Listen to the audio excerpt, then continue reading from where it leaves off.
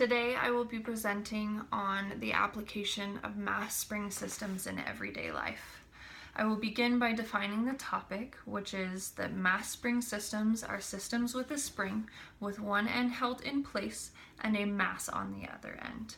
When the spring is rested and not moving, it's said to be equilibrium, so zero. And if you apply force in either direction, the potential energy will push or pull the spring in the opposite direction until the dampening forces cause the spring to slow and settle equilibrium once more. My presentation has three parts. The first part discusses the trigonometry behind the mass spring system. The second part will show how it's used in trampolines and model kinetic and potential energy.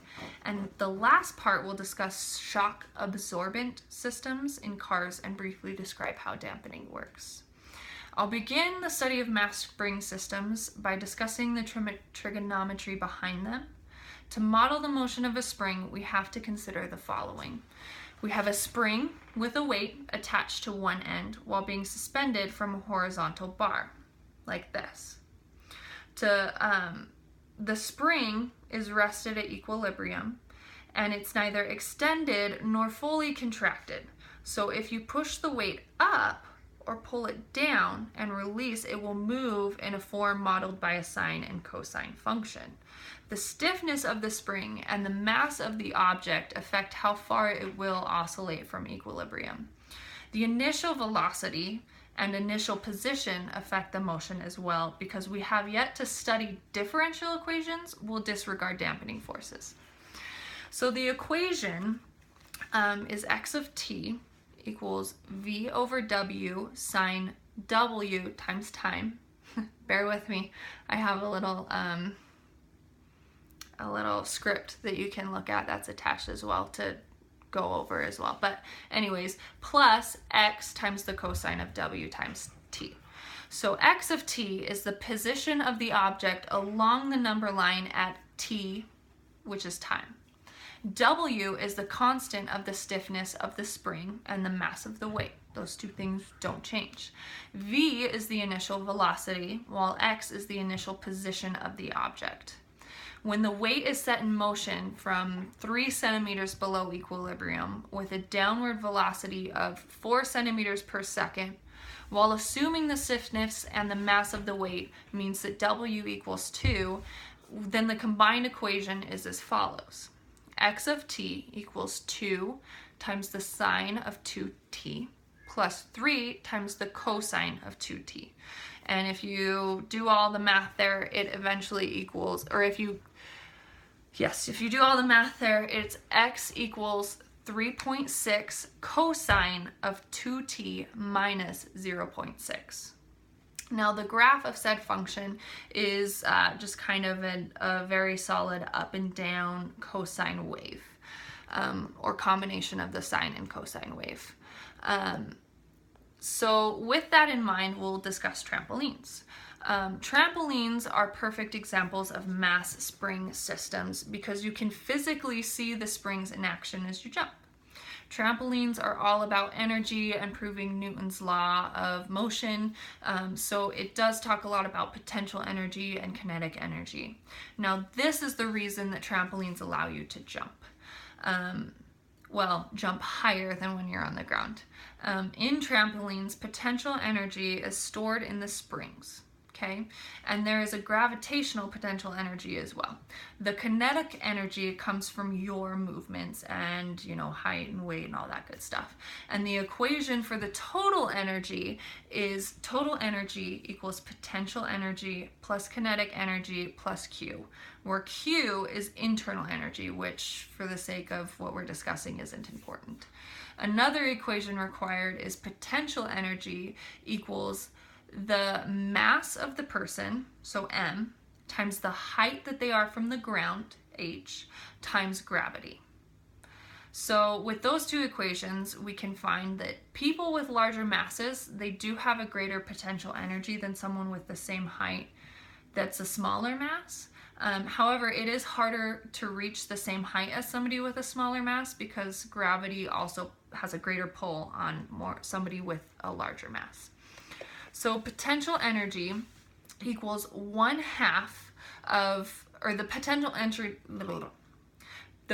energy stored in a spring is equal to 1/2 of the spring constant, that's represented by K, and then the potential energy stored in the spring, which is how much the spring stretches, which is X. So it's 1/2 K times X to the second power. Okay, and then the force of the spring is the constant K multiplied by the change in the spring's length. And this demonstrates Newton's third law. Every action has an equal and opposite reaction.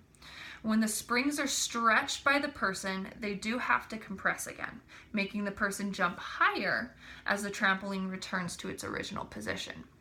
When the mass increases, the force of gravity does as well. So when rested, the spring sits at equilibrium, and then when a person jumps into the air and gravity pulls them back down, which stretches the spring depending on the mass of the person and the height from the ground, the spring's potential energy then pulls the spring back to equilibrium, forcing the person to be thrown into the air. So, like I said earlier, when mass increases, the force of gravity does as well. This stretches the spring further, creating a higher potential energy. The mass is thrown into the air when the spring reaches equilibrium, and smaller kids usually jump higher than adults because the trampoline can more easily spring them back up, and gravity has less of a pull on the smaller kids.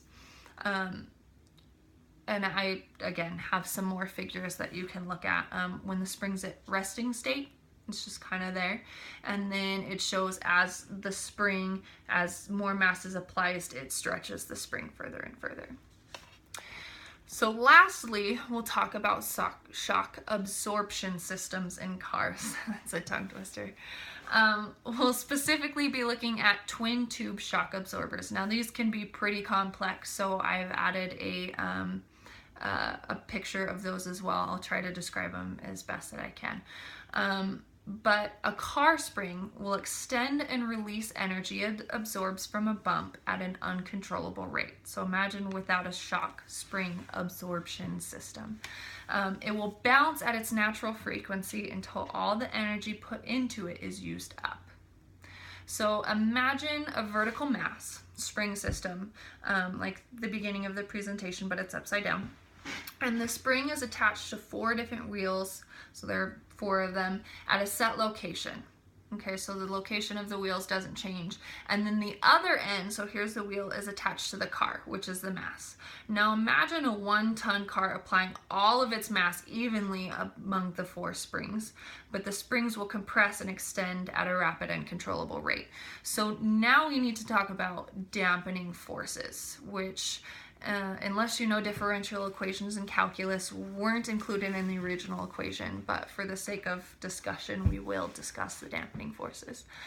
So defined by Google, dampening forces is when you decrease the amplitude of an oscillation as a result of energy being drained from the system to overcome frictional or otherwise resistive forces. So shock absorbers slow down and reduce the amplitude of vibratory motions by turning kinetic energy of the suspension movement into heat energy that can be dissipated through hydraulic fluid. The structure of a shock absorber is shown in the figure that I included. So in the twin tube design of the shock absorber, the upper mount is connected to a piston rod, which is then connected to a piston. The piston sits in an inner tube known as the pressure tube, filled with hydraulic fluid. There's an outer tube known as the reserve tube, which stores excess hydraulic fluid. There are 2 cycles, the compression cycle and the extension cycle. The compression cycle occurs when the piston moves downwards. So the piston is being pushed down through the tube. And this happens when, of course, when the car goes over a bump and it compresses, what it does is the piston moves towards the piston moves downward, compressing the hydraulic fluid in the chamber below the piston. So it kind of pushes it down, and then it compresses the hydraulic fluid into the chamber below the piston, kind of into the reserve tube. The extension cycle occurs as the piston moves towards the top of the pressure tube, compressing the fluid into the chamber above the piston. So it kind of pushes the fluid out and then sucks it back in a way. All the shock absorbers are velocity sensitive, so the faster the suspension moves, the more resistant the shock absorber provides. When the car wheel encounters a bump, causing the spring to contract and extend, the energy of the spring is transferred to the shock absorber through the upper mount, down through the piston rod and into the piston. As the piston moves up and down in the pressure tube, fluid leaks in depending on the pressure and slows down the piston, which in turn slows down the spring. So that was the fluid rushing out and then coming back in that I was talking about. So in our original equation, dampening forces had been removed, but in reality, springs they can't oscillate forever. So frictional forces will eventually diminish the amplitude of oscillation until the system is at rest. So imagine that cosine wave that was nice and even. Now it's going to get bigger, and then it's slowly going to get smaller until it sits back at equilibrium. So if we add frictional forces like the hydraulic fluid, the spring will decrease the oscillation. In order to add dampening to our original equation, like I said before, we would need to know differential equations, but for the sake of this presentation, the graph that I included, figure 4, will show the oscillation as it goes back to equilibrium. And we'll probably just wait to discuss differential equations later on down the line. The dampening forces from the hydraulic fluid will pull against the extension of the spring, controlling how far the spring extends and contracts away from equilibrium. This obviously makes for a far less bumpy ride. So in conclusion, mass spring systems are fairly common in everyday life. Those are just some examples that are kind of fun to learn about. I included the kinetic energy, potential energy, and dampening forces that go into understanding mass spring systems and how they work. But if you ever get the chance to, next time you jump on a trampoline, just take a look and play around with your movements and see how those might work with the equations provided. And it's kind of interesting to look into. So that's everything. That's all. Thanks for watching.